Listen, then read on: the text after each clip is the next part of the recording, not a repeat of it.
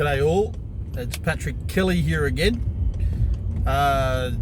Just wanted to talk. I'm a tennis coach, been coaching for the last 20 years, and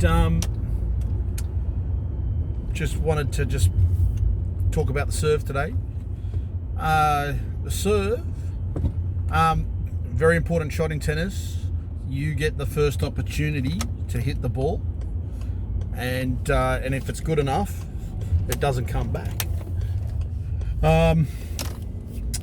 So what makes a good serve is generally two things. You need a good action, and you need to hit specific serves, like certain flat serves or topspin serves or side spin serves. We don't call it side spin. We call a real spinny side spin serve a swing serve, and we call a slice serve if it's spinning sideways but it's still a bit flat. So it's like if the ball travels faster for a slice serve and the ball swerves. It's like in baseball, it'd be like a curve ball would be a swing serve. In cricket, maybe a leg spin bowl would be a swing serve, and a leg break would be a slice serve. So you need two things: a good action, and you need to learn the various types of serves. And generally, the way that you spin the ball in tennis is forward spinning, which is called top spin, or a kick serve. A side spin serve, swing serve or slice serve, both different, as I've just explained. And then there's like the ball spinning like the globe of the world. And the ball spinning like the globe of the world is it would be considered more of a top spin serve than a side spin serve, but it's useful. I think it's you can sometimes get that ball if you can spin it either side like globe of the world. Like when I say globe of the world, it's spinning forwards but also spinning sideways. So it's like, it's not spinning completely like a tire would spin on a car. Imagine if the tire were maybe if you're on two wheels of a car or something like that, it'd be like that, like the globe of the world. And the ball can kick off the court to the left and to the right. If you're good enough at sort of varying, that axis, of the spin, so. But to get it to kick off the court, you've really got to spin the crap out of it. So you've really got to try to spin it. And the way you spin it is by swinging fast into it and trying to brush the ball. So, it's one of those serves. You want to serve a good topspin serve. You don't swing slow into it. You swing fast into it, but you brush it. And when you brush it, you put high revs on the ball. When you put high revolutions on the ball, you can sometimes get it to kick off the court. Now, let's talk about spinning it forwards. It's generally used. The top spin serve is generally used as a second serve more than a first serve. It can be used as a first serve, particularly if you're going to vary for variation. So you chuck in you're serving big flat serves, slice serves, and then all of a sudden you throw a kick serve in. It's a good variation ball, and it's kind of a safe serve to hit. So that's why tennis players like to use a topspin serve as their second serve, because because the ball wants to come down when you hit topspin, and what the reason why it wants to come down is because the air pressure is on the top of the ball, like top front of the ball, So when it spins, that air pressure is pushing the board down. And so what it enables you to do is get good net clearance when you serve. So you can hit the ball like a meter above the net and enough topspin, and that ball will come down and bounce and sometimes kick off the court. But even if it doesn't kick off the court, sometimes it'll just be sort of moving quick enough that it's not that easy to return. However, the kick serve does sometimes sit up a little bit, so there is a bit of a trade-off. Like, if you try to hit a big flat serve, which is a flat serve is no spin on the board, just trying to slap it down. Now if you try to slap it down, that's hard to return if you land it. But the problem is because you're relying on hitting like flat, if you don't hit it close to the net, close to the top of the net, then it's going to go out.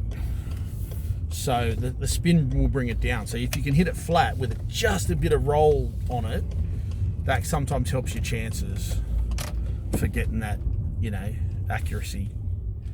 But as I was saying, so that's harder to return if you can get it.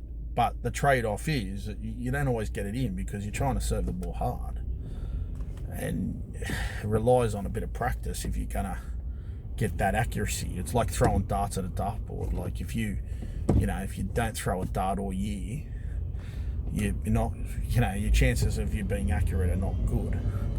But if you're serving a lot throughout the week, then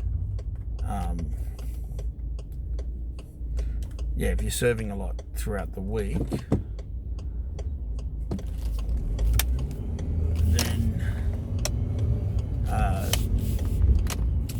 you get that accuracy up, and look, when you're serving double faults, it hurts. The great players, they don't serve many double faults. You know what I mean? Like, everyone's going to serve a double fault here and there, but the real great players hardly serve them, and the reason why is because they put a bit of science behind what they're doing. They're not just chucking the ball up and hitting and hoping. They'll put a bit of top spin on this one, or they'll put a bit of side spin on this one, and they'll practice up enough to get that accuracy, because it is a bit of a feel, and definitely when you serve, you've got to aim. You can't just chuck it up and serve. You've got to aim somewhere. So there's certain things, a whole heap of ways that you can aim. You can aim for the bounce of the ball. You can aim for how the net clearance, how high over the net you're going to hit it. So you can aim for spots, and sometimes swinging fast at the ball doesn't always go where you want it to go. So sometimes you can aim with an allowance that if you aim down the centre to first court, like which is the forehand court, you aim down the centre, and if you don't hit it quite right, it'll drift wide if you're serving a top spin or swing serve, side spin serve, or globe of the world serve. So you're aiming down the middle, but it ends up out wide sometimes.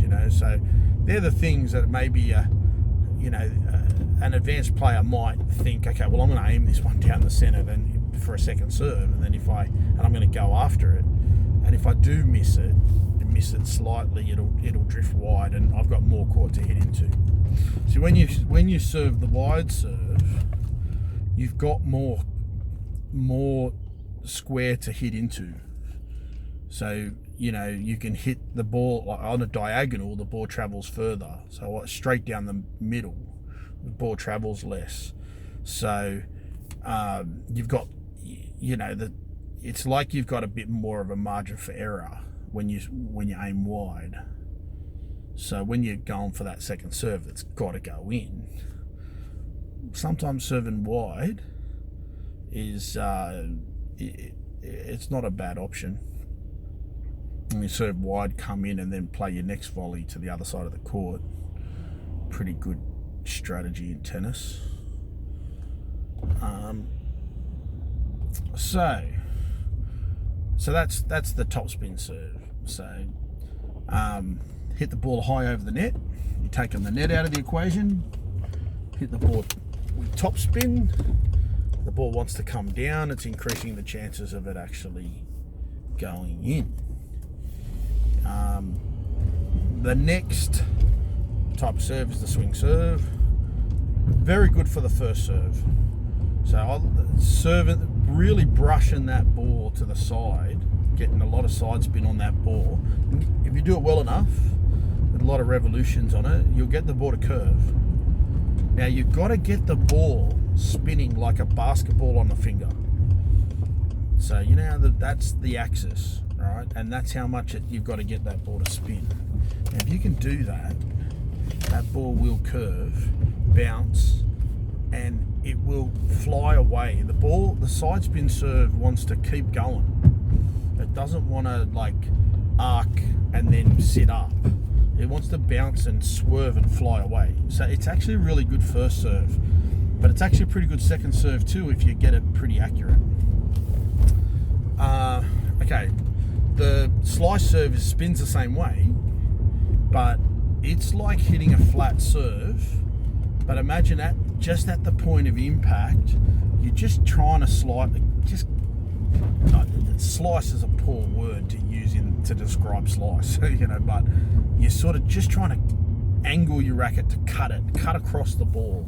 So it feels flat, but it's just spin at the last second. That's a slice serve, okay? So where flat is no spin at all, it's just bang, straight slap, straight through the ball, So the slice serve is a good first serve particularly, because you get a little bit more accuracy on it. So over the flat serve, and it's moving fast through the air. Ball spinning sideways, but not much. Okay, that's a slice. We've talked about the flat already. Look, you want to serve a good flat serve, you got to get out there and practice and get your accuracy up throughout the week. So if you've got an important match on the weekend, you got to get out there and train it up during the week if you want to serve good flat serves. The flat serve suits more of a taller player than a shorter player. So a shorter player, the flat serve's not going to help you too much. You're a short person, you want to use spin to be a good server. So you want to slice the ball, top spin the ball, swing the ball. We don't really reverse swing the ball in tennis. Like, it can be done with a Western grip, and there's a couple of players that do it as a bit of a gimmick play, muck around, but we don't really do a reverse slice. So getting the ball to spin the opposite sideways direction, we don't really do that. So just forget it.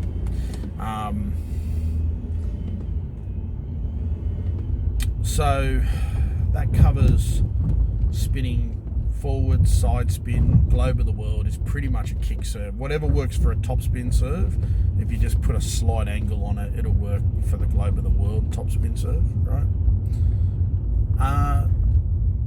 Next thing, I guess, what I said, there's two things really that are important with serving, and that is what type of serve you're hitting. And we've spoken about that. The second thing to consider that's important, is your action. Now, your action, very important. It's the thing that allows you to get racket speed into the ball. All right, now how do you hit the ball hard? Swing fast.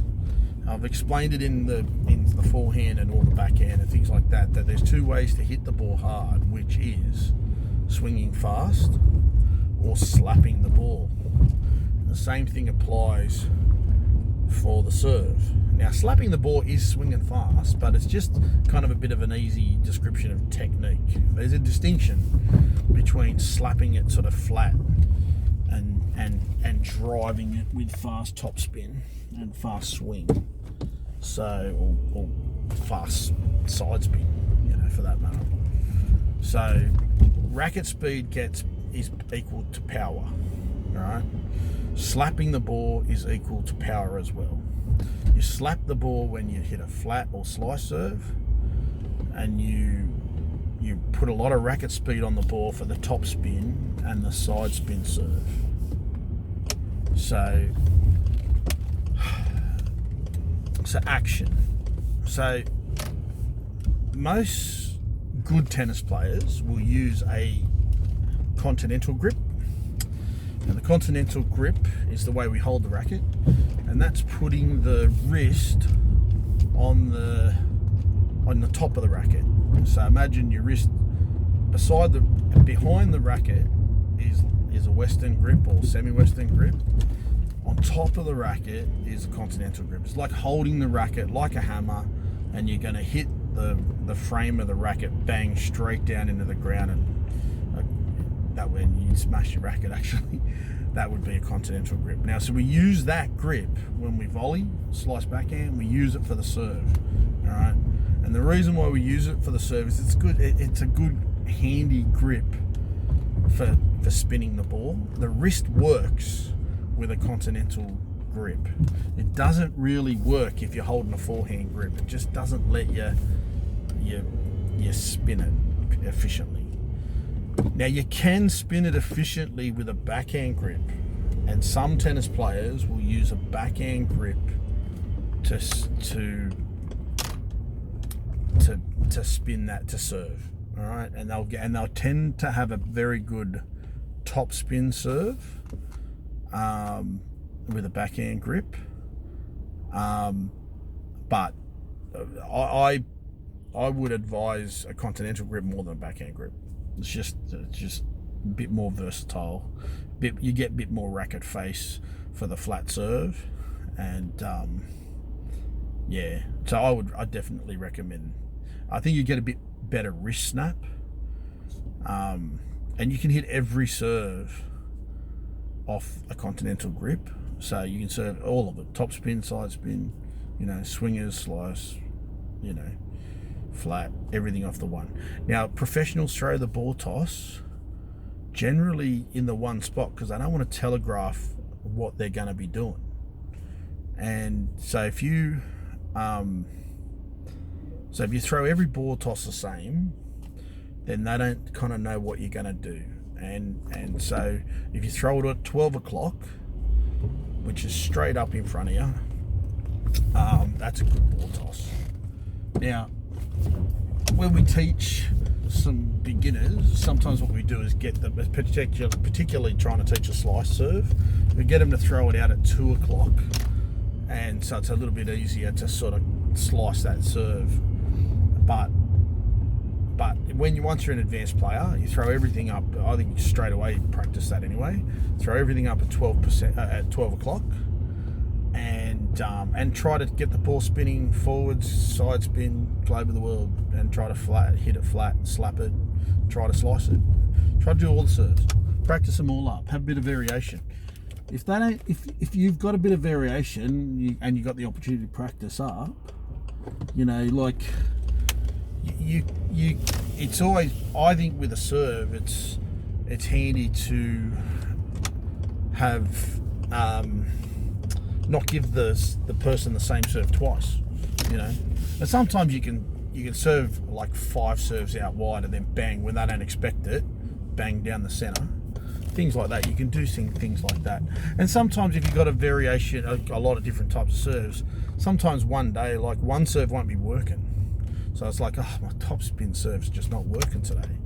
So, and you can start hitting slice or swingers, and vice versa. You can, your swing serve might not work, and you might start going, okay, well, I'm just going to aim like, a foot above the net and try to get that ball spinning a bit forwards. And that can just, it can work. On a windy day, the spinny serves are really good too, because the wind can help you serve, especially if you put a lot of revolutions on the ball. Now, I was saying the action, and I haven't really spoken too much about action, but I have spoken about slapping the ball and putting a lot of racket speed on the ball. So the next thing to consider with a good action is being able to extend up into the ball.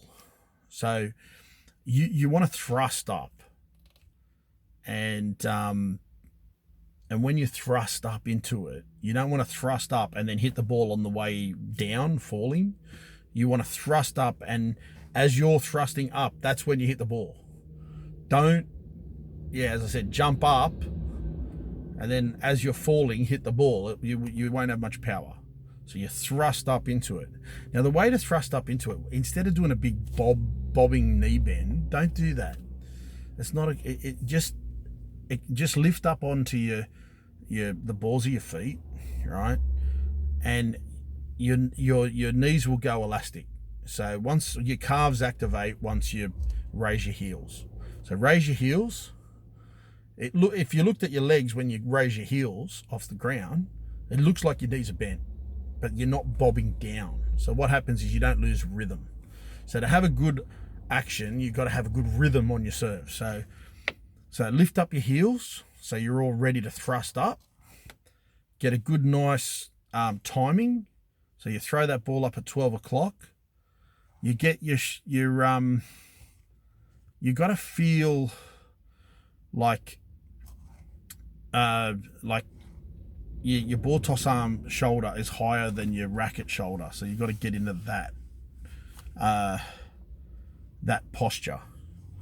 So it's and then you thrust up, and look, you'll know whether you're getting timing into that serve, because you'll serve it with a big momentum.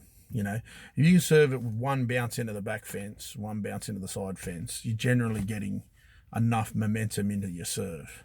So try to achieve that. Once you're achieving one bounce into the back fence with your action, then start trying to put the side spin and the top spin and the slice serves and the flat serves into your repertoire. And but that's really important, to just get out there and just hit a bucket of balls, walk down the other end, pick them up, hit another bucket of balls, and just get a real good racket speed action, and try to sometimes slap it, sometimes spin it. And when you spin, when you think about, like, you know, those music symbols, how, like, you know, with music symbols, you don't hit them like this, you hit them like that. So you hit them, you brush them, and that's the spin. So you thrust into it and music symbol it to get that good spin on the ball. And if you practice a lot, it helps you to have, you know, sometimes serving is, you got to have courage, you know, because, you know, if you could just put an easy one in and just try to lollipop it in and maybe win with the rest of your game.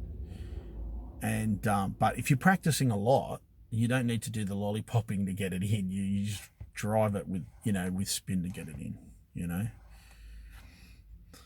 And I've probably spoken enough about the serve. You know, the next part of it is what we touched on it, like, you know, tactics of it. You might serve, you know, the element of surprise is good, you know, like, say, serve to a pattern and then change the pattern when it's a big point, you know. That's sometimes a good way to tactically serve. You know, sometimes you can, there's another thing you can do, and that is just slow the swing and hit through the ball a little bit on a windy day. Sometimes, you know, the wind will just muck around with them a little. But as I said, do the same, just as a change up. Don't, if you do that every time, they're going to step up and smack it, you know. But sometimes you can just vary that what you're doing, you know. Sometimes the harder you serve, the some people love pace, you know. So you give them a big serve and they just love it, and you give them a bit of a nothing serve and they can't handle it. They just can't generate their own power. And but if you do that all the time, you get, if you take the pace off the ball too often, then they'll step up and start attacking it and put you on the back foot. But